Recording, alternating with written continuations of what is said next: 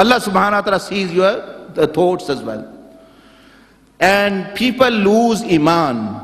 جو مرتے وقت ایمان ضائع ہوتا ہے تو شیطان حملہ سوچوں کے ذریعے کرتا ہے. It comes through the thoughts. Those people who have not been purified, they will say same kind of things at the time of death. جس میں وہ رہے, جن سوچوں میں وہ جاگتے تھے. ایک آسان بات بتا دوں آپ کو کہ اندازہ لگانے کے لیے آپ کا خاتمہ کیسے ہو سکتا ہے. کسی کو یقیناً تو نہیں پتا.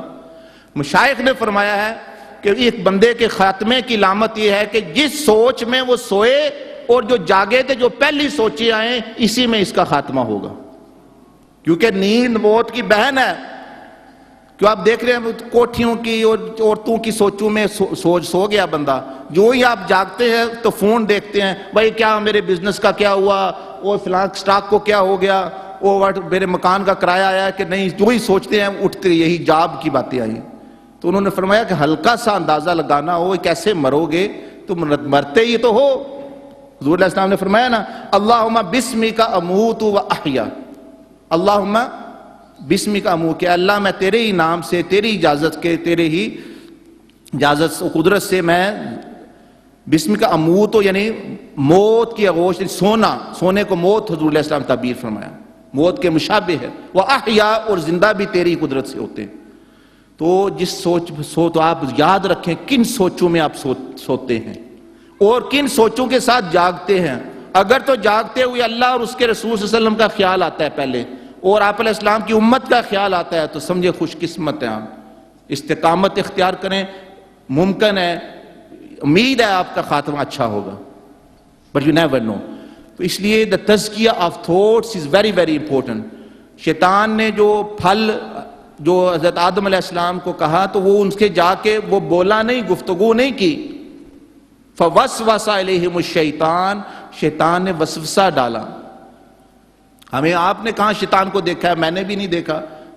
How does he work? He works with through thoughts. So if your thoughts are purified, then inshallah you are even more cleanser person. اس کے بعد the third stage is the tazkiyah of the heart. How you become purified, how your heart become purified. دل کیسے پاک ہوتا, یہ محنت کرنی پڑے گی, کہنے سے پاک نہیں ہوگا. دیکھیں نا, کہنے سے تو گاڑی بھی پاک نہیں ہوتی.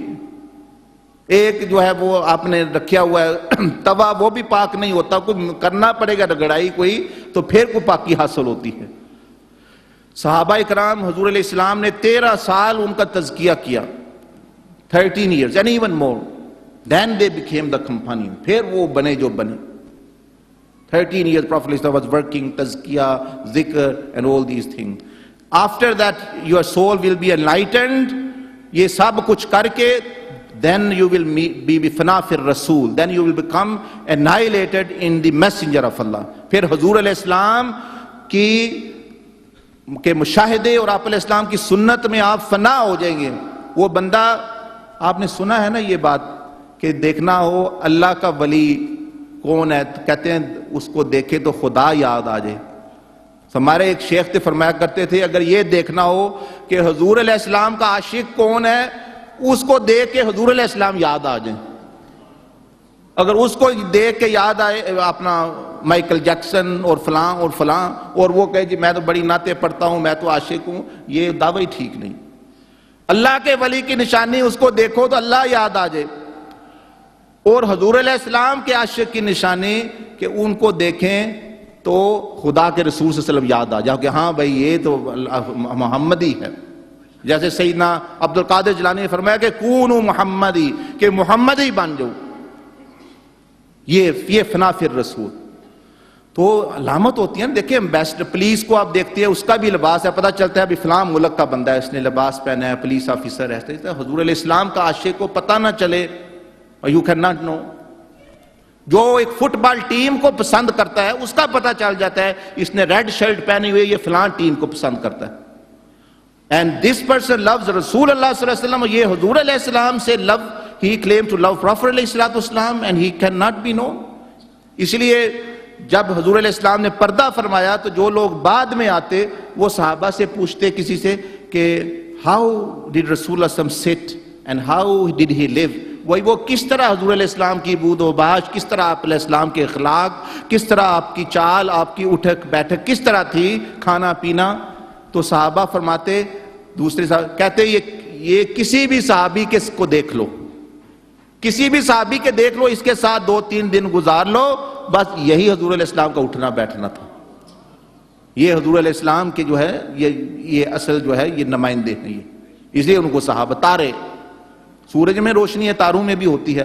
اب یہ تارے عجیب ہیں، اس میں ظلمت آ رہی ہے، بلیک ہول بنے ہوئے ہیں اور کہتے ہیں ہم سٹارز ہیں. اب خود سوچیں، وہاں ظلمت ہے اور وہ کہتے ہیں جی میں تارا ہوں. بھئی تارے میں تو کچھ چمک تو ہونی چاہیے نا. تو ہم بلیک، شیطان کے بلیک ہول بنے ہوئے ہیں اور دعویٰ یہ کہ ہم حضور علیہ السلام تک پہنچے ہیں. تو ایسی بات نہیں. جب حضور علیہ السلام تک بندہ پہنچتا ہے تو وہ ان کا جو ہے کچھ نہ کچھ جو ہے اس کو دیکھے گا، جو بیٹھے گا اس کو کچھ حضور علیہ السلام یاد آنے چاہیے. That person is a ولی اللہ اینڈ ولی الرسول. وہ اللہ اور اس کے رسول کا یعنی ولی ہے. اسی طرح پھر وہ جب اللہ تک پہنچ جائے گا then he is going to reach اللہ سبحانہ و تعالیٰ. جب حضور علیہ السلام تک پہنچے گا فنا پھر رسول he'll become, then we will reach اللہ سبحانہ و تعالیٰ. بس اس سے زیادہ اللہ کے قرب کہیں سے نہیں مل سکتا. Because Prophet ﷺ was the beloved of Allah.